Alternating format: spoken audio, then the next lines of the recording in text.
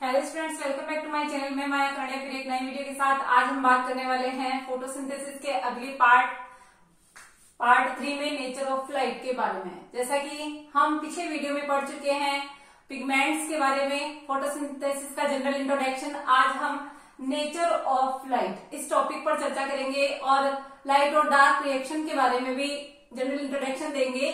इस वीडियो के अंदर आप जो है विजिबल स्पेक्ट्रम किस तरह का होता है और किस तरह से जो प्रकाश है वो 7 रंग का बना हुआ होता है, 7 रंग की किरणें इसमें होती है, इसके बारे में हम इस वीडियो में चर्चा करेंगे। जो लिविंग ऑर्गेनिजम्स हैं उनके अंदर एनर्जी का सोर्स होता है, मेन सोर्स होता है सनलाइट, यानी सूर्य का प्रकाश। सूर्य के प्रकाश के द्वारा एनर्जी ग्रहण करते हैं, ऊर्जा ग्रहण करते हैं लिविंग ऑर्गेनिज्म। देखिए, सनलाइट जो है ट्रेवल करती है स्पेस में in the form of electromagnetic rays, विद्युत चुंबकीय तरंगों के रूप में।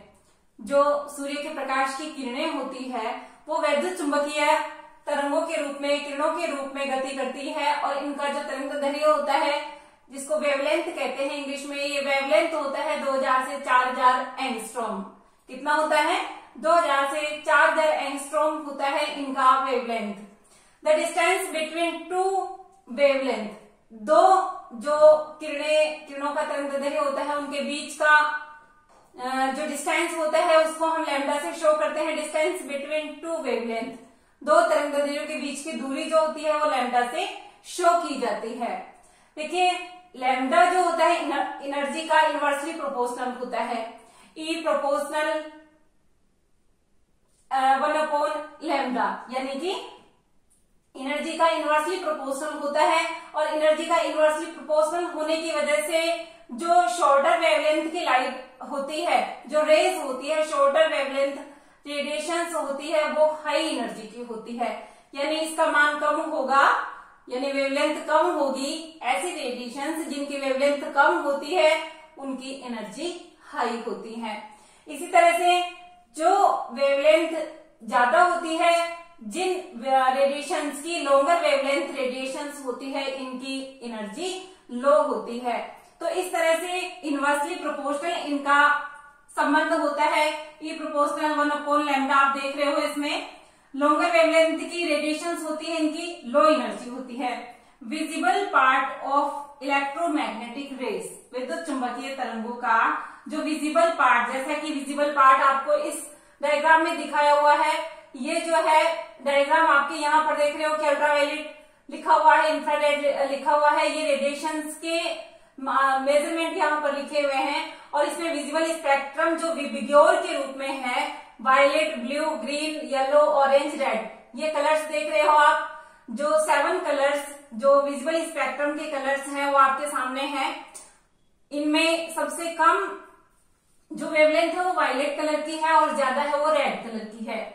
ज्यादा जो है रेड कलर की, इससे आगे जो वेवलेंथ वाली रेडिएशन होगी वो इंफ्रारेड कलर की होगी, और इससे वायलेट से कम वाली जो होगी वो अल्ट्रावायलेट जो रेडिएशन होती है वो होती है।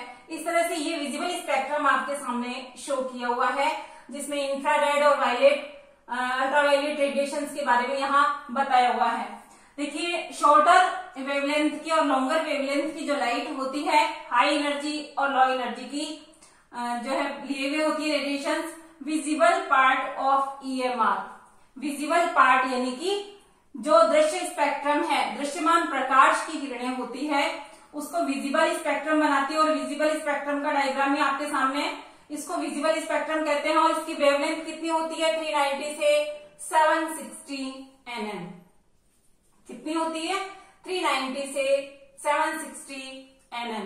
फोटोसिंथेसिस के बारे में जो जनरल इंट्रोडक्शन मैंने आपको दिया था वो पिछले वीडियो में पिगमेंट्स के बारे में आपको बताया था पिछले वीडियो में, वो आप डिस्क्रिप्शन बॉक्स में लिंक जो है वहां शेयर किया हुआ है, वहां देख सकते हैं।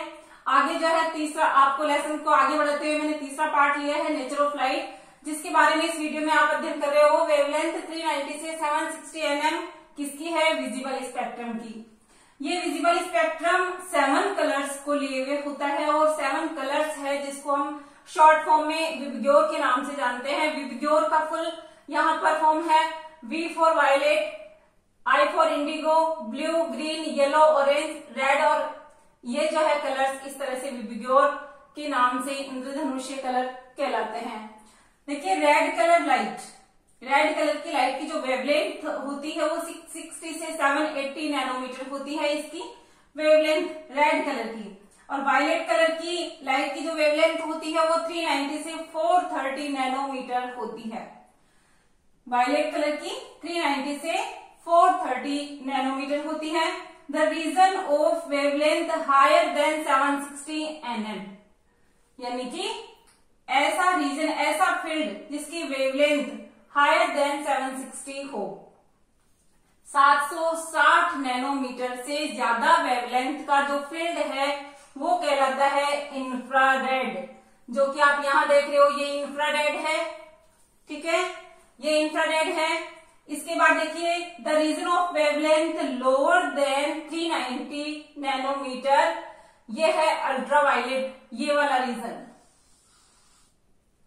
लोअर देन 390 नैनोमीटर, ये है अल्ट्रावायलेट फील्ड। ऐसा क्षेत्र पैराबैंगनी विकिरणों वाला क्षेत्र होता है और ये अवरक्त किरणें कहलाती है।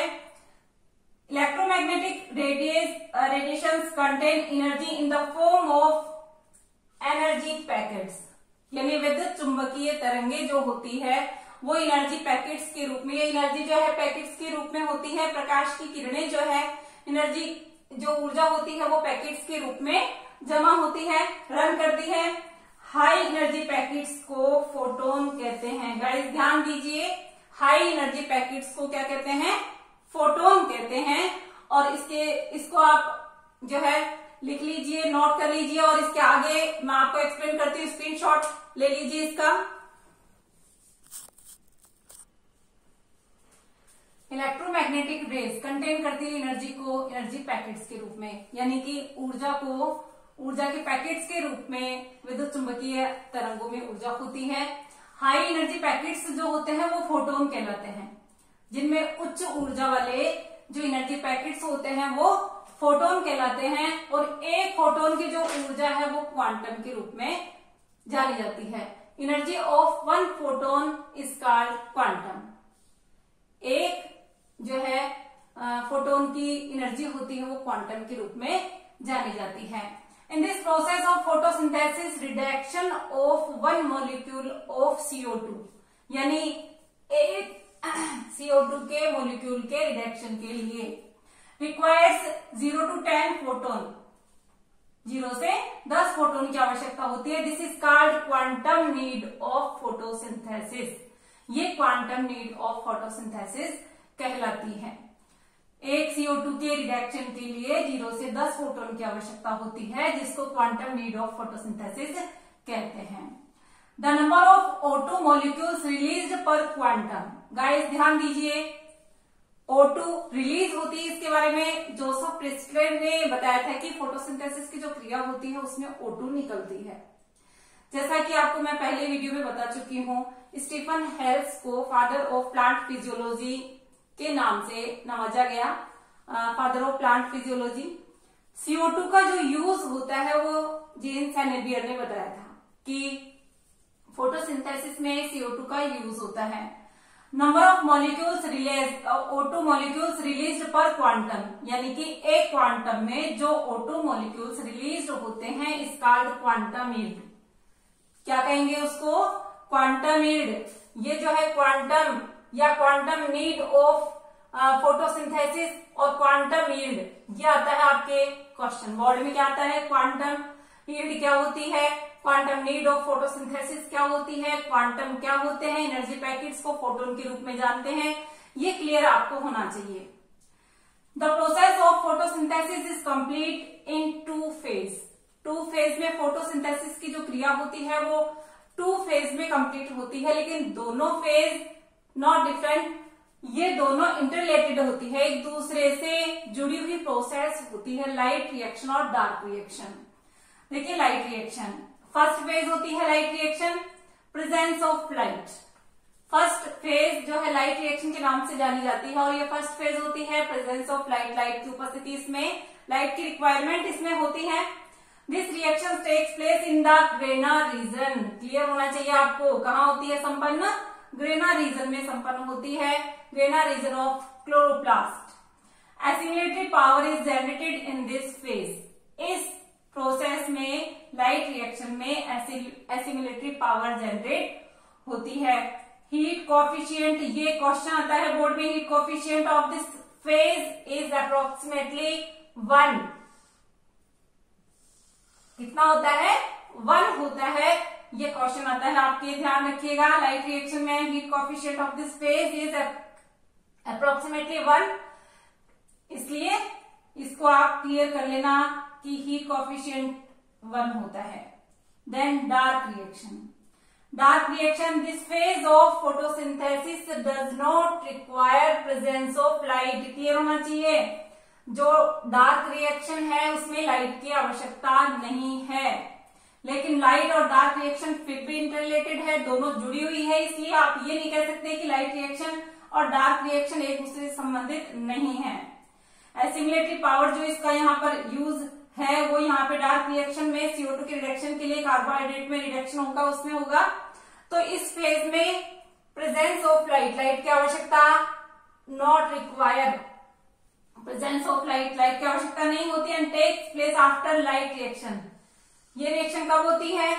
जब लाइट रिएक्शन हो चुकी होती है, लाइट रिएक्शन के बाद संपन्न होती है, taken place. Assimilatory power of generated during light reaction, generated during light reaction is used in the reduction of CO2 into carbohydrate। जैसा कि मैंने आपको बताया, लाइट रिएक्शन हो चुकी है, अब डार्क रिएक्शन होगी। जो एसिमिलेटरी पावर लाइट रिएक्शन में जनरेट हुई है वो इसका यूज कहाँ हो रहा है? डार्क रिएक्शन में।